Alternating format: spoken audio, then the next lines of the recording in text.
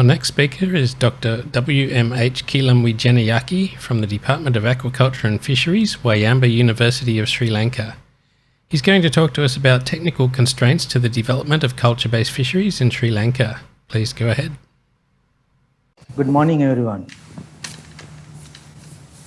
We all have understood the significance of culture-based fisheries in global food security and the nutritional security, and also its impacts on socio-economic settings. I would like to move into the technical, from this aspect to the technical aspects of culture-based fisheries. My presentation is titled on technical constraints to the development of culture-based fisheries in Sri Lanka. I am Kelum Wijenayake from the Department of Aquaculture and Fisheries, Wayamba University of Sri Lanka. I also thank for the NACA for giving me this opportunity. And as we discussed earlier, Sri Lanka has ample amount of water resources for the development of culture-based fisheries and we can use it for the rural development, as you have seen that most of the resources are scattered in dry zone and where the rural communities are located. If we look into the culture-based fisheries production of Sri Lanka, we can see the steady growth of the culture inland fish production in Sri Lanka from year 2000 onward. And also, if you check, if you see the contribution of the culture-based fisheries to the national fish production, it has been reached to almost 24%. It has been reported 23.82% in 2020. With this culture fisheries enhancement in reservoirs, Sri Lanka could able to increase its inland fish production. And based on the fisheries management purposes, as previous speakers correctly mentioned, that we are using two broad type of reservoirs, perennial reservoirs and seasonal reservoirs. And in perennial reservoirs, we do stocking too. And but based on this stocking, we are not expecting or promoting breeding or natural recruiting populations. However, in these reservoirs, the perennial reservoirs, the more concern for the culture-based fisheries development is given to the minor perennial reservoirs, but still the stocking practices happen in major and medium level reservoirs. When it comes to the seasonal reservoirs, which retains water for 6 to 8 months, used for completely for the culture-based fisheries, and stocked fingerlings were harvested at the end of 6 to 8 month of culture period during July-August time. And the management is more or less based on the aquaculture management strategies. As Professor Amar Singh discussed about the culture cycle, yes, I would like to make use the same cycle here in different manner. So we can see the fish production mainly falls within the two monsoons period, especially the Indian and Chinese carp seed production. However, the tilapia fish production do not have such type of influence, but throughout the year we can see the fish breeding and seed production of tilapia. And when it comes to the reservoir fisheries, the fish stocking and harvesting in perennial reservoirs can be done throughout the year. And especially when it comes to the seasonal reservoirs, the reservoirs are stocked during the period where the reservoirs reach to the full capacity at the end of the monsoon rains. And after stocking the reservoirs, the fish were harvested during July-August period where the water level is reducing. With this all background, I would like to stepping into the constraints and the constraints of culture-based fisheries in Sri Lanka. The fingerling scarcity is one of the main constraints, as the previous two speakers mentioned correctly, and the required species combinations and total amount of fingerlings to reach the demand and the timely availability of fingerling is sometimes difficult to achieve. If you see this graph in the left-hand side, so you can see most of the fingerling production is contributed by the tilapia, and Indian carp species are contributing the rest, and the Chinese carp species are having minimum contribution. And if you see the stocking density in reservoirs, still we can increase the stocking density and enhance the production based on the productivity level of the reservoirs in the country. If we take the seasonal tanks, the projected stocking density is 2,500 fingerlings per hectare, but still we are far back from that statistics.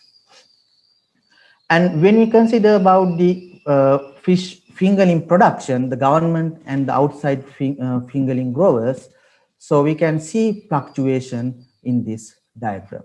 So if you clearly analyze it, so based on the contribution of the fingerling production by different stakeholders, so we can see that when the outside fingerling producers are active, the fingerling production in NAGDA is reducing because NAGDA is providing post larvae and fry to the outside growers. So, however, there is a potential of increasing fish fingerling production by using these two opportunities, but we need to have good analysis on why this type of fluctuations are happening in fingerling production, and also insufficiency of feed and technical advancements to improve survival and equal growth is important in outside fish growers.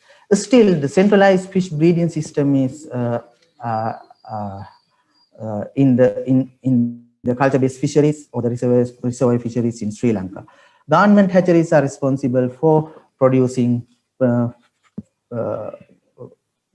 doing fish breeding, and this centralized system has to be dispersed with the private sector and the community organizations, as Professor Amar Singh mentioned in his presentation, to increase the fish production. And also, due to this centralized system, sometimes fish fingerling has to transport from hatchery to long distance where they are stocking. So it will negatively impact on them due to stress, and some mortality can be occurred after stocking. And climate change globally we are affecting, and especially when we consider about seasonal reservoir culture-based fisheries, this is very badly affecting the changing climate situations. If you see these diagrams, so you can see two water film pattern in two reservoirs in northern and the southern part of the country, and white line indicates the water filling pattern in 1965 to 1970, and the black line indicates the water filling pattern in 2005 to 2010. So we can see increased drawdown in recent period, and also the shifting of the water filling in the reservoirs. And also the changes in rainfall pattern can adversely affect the induced breeding, as you have seen the culture cycle in Sri Lanka. Breeding of Chinese and Indian carp species can be affected due to this type of climate change impacts. And also Sri Lanka have vast various types of reservoirs, and it is challenging to manage different level of reservoirs which are having different level of productivity, and it is challenging to efficient use of limited resources such as fingerling and extension facilities. And when it comes to the growth, some species are performing well in some reservoirs, but some are not. So this graph shows that the growth performance of stock fingerlings in seasonal reservoirs. You can see that some species are well performing in some reservoirs, but some are well performing in other reservoirs. So therefore, analyzing previous data to identify the most suitable combinations of species is very important to optimize the culture-based production in reservoirs. And also the availability of predatory species are creating high mortality or the reduce the stocking efficiency in culture-based fisheries. Especially presence of snakeheads, you can see here the increased mortality. And also we have observed in the field the carnivorous cyprinids predates on giant freshwater prawn at their stocking. And also during the go out period, birds such as cormorants predates on stocked fish species, which reduce the fishing efficiency and recapture of fish. And harnessing multiple users and sustainable water management, as the Professor Kularatna discussed, and it is very important to share benefits with the community, and also it is very important to promote effective water management for sustainable utilization of seasonal resource for culture-based fisheries and agriculture. So there are several provisions in the government regulations, so coordination and awareness of people and prior decision making in corner meeting or the before when they are planning agricultural practices, so we can deal with issue. And also, yes, also insufficiency of gear used in harvest in the culture-based fisheries, especially for giant freshwater prawn, is a problem in the region. I think we have tested with several experimental traps, and we know that Thailand is using a giant trap for recapturing giant freshwater prawn. So there should be innovative gear, or there should be a derivative of this type of trap for recapturing giant freshwater prawn, which has high economical impact in culture-based fisheries. And adapting advanced hatchery technology and genetic improvements are very important for, especially when we stock all male tilapia in culture-based fisheries in recent resource, we can increase the production. And also incorporation of cryopreservation techniques in fish breeding will give some solutions for climate change impacts for fish breeding. And advancement of genetic improvement programs to produce fast-growing varieties are very important. For an example, introducing of gift tilapia in culture-based systems and attracted the market, and this large-size fish receives high market value. And also fluctuation of fish availability in market varies during the seasons. So in the dry season, we can see high flooded yield in market, and this will be will have impact on fish prices. So therefore, enable better coordination of harvesting and marketing is very important, and create storage facilities, promote inland fish processing and product development is very important, because some species like big head and silver carp are not preferable by the consumers, but if we can produce product out of this, we can make use them.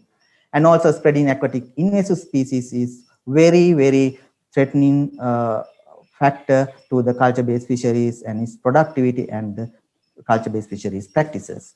And develop resilience for disaster circumstances are very important, especially for the natural disasters like climate change and also pandemic condition like this. So in the news in internet, so I have taken this from the internet. So slow movement of fish seeds in Bengal due to lockdown. So we all can face this problem in future in different ways. So we have to have innovative solution for this, especially IT-based aquaculture extension, communication and marketing systems for culture-based fisheries. With this all, I would like to conclude, and I would like to propose some policy and research areas for culture-based fisheries in Sri Lanka. Strategic planning to increase fingerling production, promote private sector and community-based fish hatcheries, revise existing fishing gear regulations for inland fisheries, rehabilitate abandoned fry fingerling rearing units to revert them to the process of fingerling production,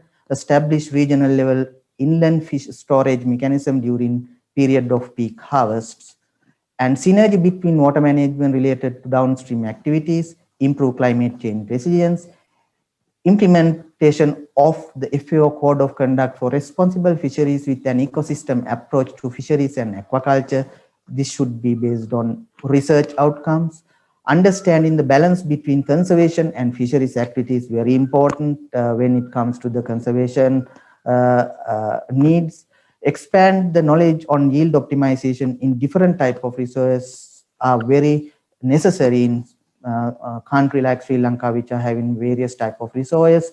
Improve the knowledge base of genetic improvement in breeding and the culture seed production, research and advanced techniques in hatchery management, especially in cryopreservation and oil milk tilapia production, technical improvements on breeding Chinese and Indian carp species under changing environmental conditions, and post-harvest product development is essential for the sustainability of the culture-based fisheries, and promote collaborative organic fertilizer production would be a positive means of overcome the invasive plants and fish. And research on IT-based strategies for fisheries extension to face challenging situations and marketing fingerlings and fish harvests are very important in this era. I would like to conclude my presentation with these remarks, and thank you very much.